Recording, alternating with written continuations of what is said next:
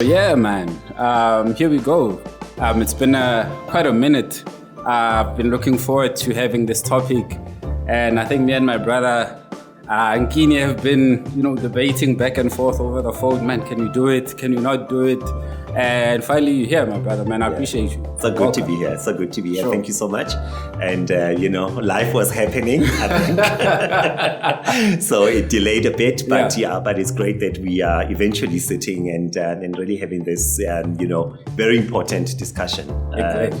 I think it really impacts on so many people's lives, and some people don't even, realize just, how hard or how impactful it's or the impact it's having on their lives, I should say, because it's still that huge level of,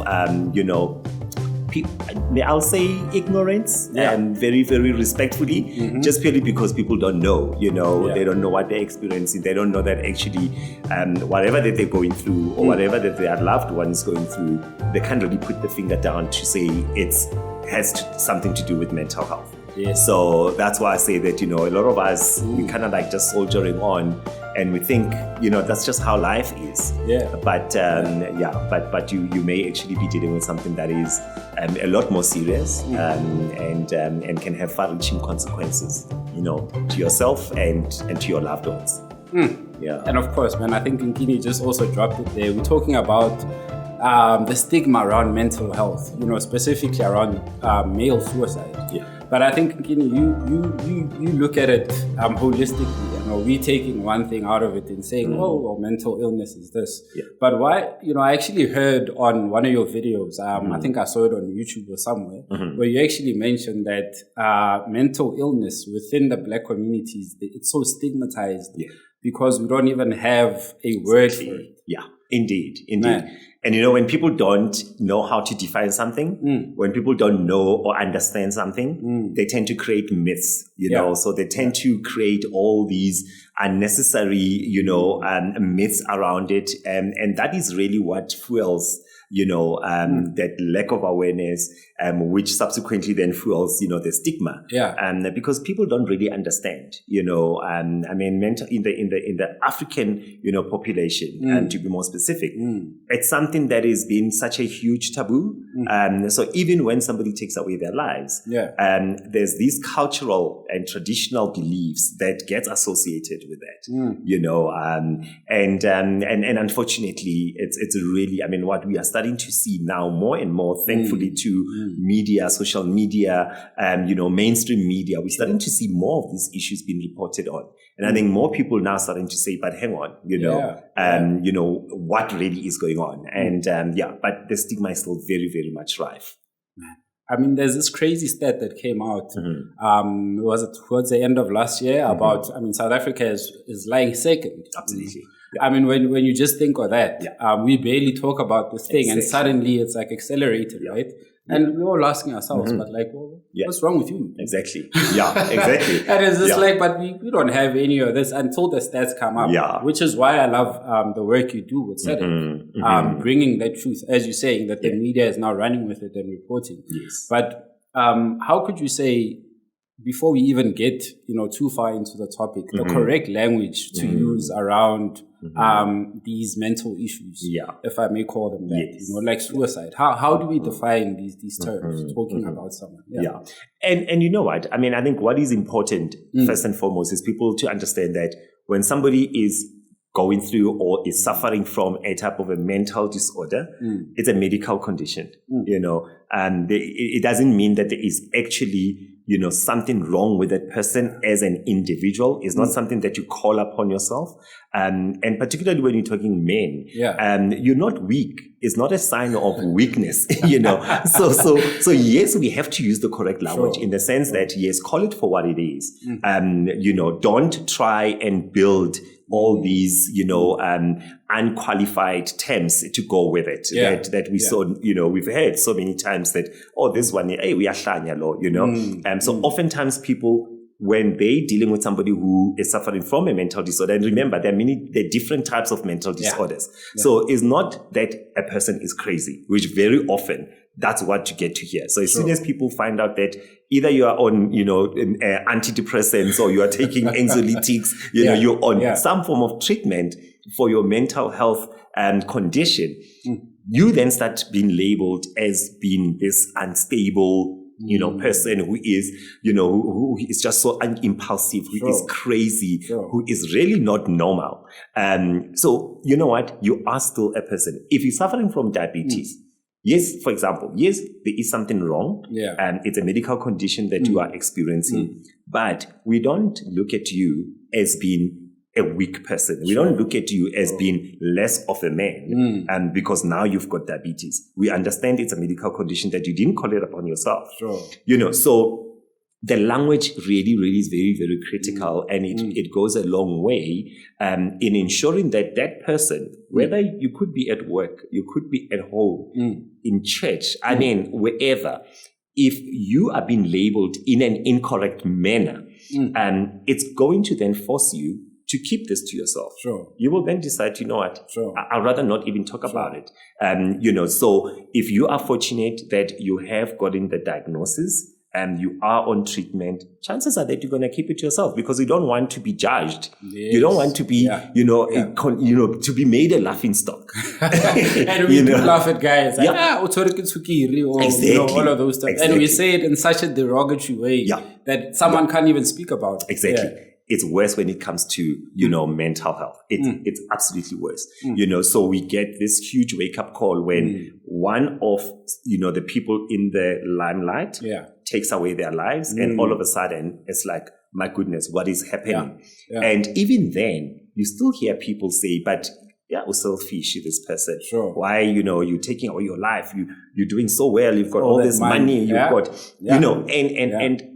and that's sort of the language that comes along with it. And that is so wrong because we need to understand that depression or anxiety disorders or bipolar, they don't care about how much you have in the bank. So it doesn't mean that if you are doing well, whether in your profession or you are a celebrity, you've got money, that you won't get depressed. It doesn't work that way. It does not discriminate. It picks on anyone. Man. Anyone. It can really affect all of us at any given point in time. In South Africa, a third of the population, a third. And this is the kind of statistic that is very shocking, but it's not even the accurate state of affairs in our country because most people don't come forward. Exactly. And that's mostly being men, right? And mostly being men. So we don't come forward. So therefore, we're not included. We're not counted in those statistics because you're not presenting. So therefore, yes, we're saying a third, but it could actually be more. Because more people are not actually, feeling comfortable, enough to actually say, you know what, I need help. You know what, I understand now that this is not just a stress because, I'm having, domestic issues, in terms of relationships, or I've lost someone that I love and cared for, or I've lost a job or whatever. They can be, or you've just gone through a very traumatic, experience. Maybe you went, you experienced this violence. You were robbed in your house. You were attacked in your house. Now you're starting to have this post-traumatic stress disorder. But because you don't know, that it is actually a medical condition, you're sitting with it, you're trying to, deal with it and cope with it, alone. And unfortunately, it gets worse. So do you think there's and I liked when we talk about it, there's always someone willing to give you some advice, right? There's always someone who's got like, no, man, you'll be good. No, just take this or whatnot. So I'm looking at it like, well, when you're talking to someone who's experiencing, a very terrible time, maybe they're feeling down or any type of mental illness, what other ways can we talk to them besides just the chat, the tap on the shoulder, whatever? How can we support a person going through? And the most famous one as well is like, hey man, be a man, cleaner, be strong, man, come on, and so if I'm that guy that is actually experiencing this, and I hear that from, whether it's my social circles or within my family, or my colleagues at work, what does it say? it then says to me that, you know what, I'm actually not man enough. Yeah. You know, if my peers or, you know, within my circles, they are looking at this as like something so minor, you know, something that, you know what, you can just, you know what, get out of it. Yeah. So it therefore becomes difficult for you to open up. You know, and when, like what you asked, I just want to go back to that in terms of the language. Yeah. So yes, let's be specific about it. You know, I mean, we encourage people as SADC, we often say, yes, it might not be you suffering from whether depression or a type of an anxiety disorder or even bipolar for that matter. Yeah. Empower yourself, you know, empower yourself, read up on this, you know, and I think being on platforms like this, it really, you know, makes sure that, you know what, we can expand and get, you know, the education and the awareness that is so required. So call it exactly what it is, that, you know what, my brother, I think you could be depressed. Are you depressed? You know, there is this perception that people have that if you suspect that somebody might be wanting to take away their lives, if you talk about it, you're going to actually get them to do it. And contrary to that, you could actually be saving that person's life. Yeah. Because now for the first time, that person goes, actually, you know what? Somebody else understands what I'm going through. Exactly. This person actually understands. So without being judgmental, without sort of imposing solutions, because that's also another thing that people think you must all have these solutions to this person's problems. You know, it's not we are fixers as guys. Yes, we want to just get you there without even understanding how we got there ourselves. Exactly. Yeah. You know, dude, just have another beer, you know, let's drink this away. It does not work like that, you know, but actually confront that issue, you know. Yeah. So it's such it's such a very funny way of approaching this, because you would think, you know, I don't want to talk about it because I'm going to almost like been driving this person to that point. Sure. But actually, on the contrary, you talk about it, you address it face on. Of course, you do it in a non-judgmental way, in a non-discriminatory way, in a very supportive and a very loving and a very understanding. Oftentimes, people just want that ear. Yeah. Oftentimes, people just want that person who'd say, okay, I'm here. Talk. And when we engage therapy, that's also one of the interventions, you know, talk therapy. Yes, people think that if you go to a psychiatrist or you go to a psychologist, they give you solutions. It's not about that. Yeah. It's about you really, you know, being in an environment that allows you to actually cough out. Yes. All of this inner, internal pain and distress and psychological distress. And in so doing, you're starting the journey to healing. You know, you're starting the journey to being able to identify that, you know what, this is where the problem is coming from. Then how do we then assist you?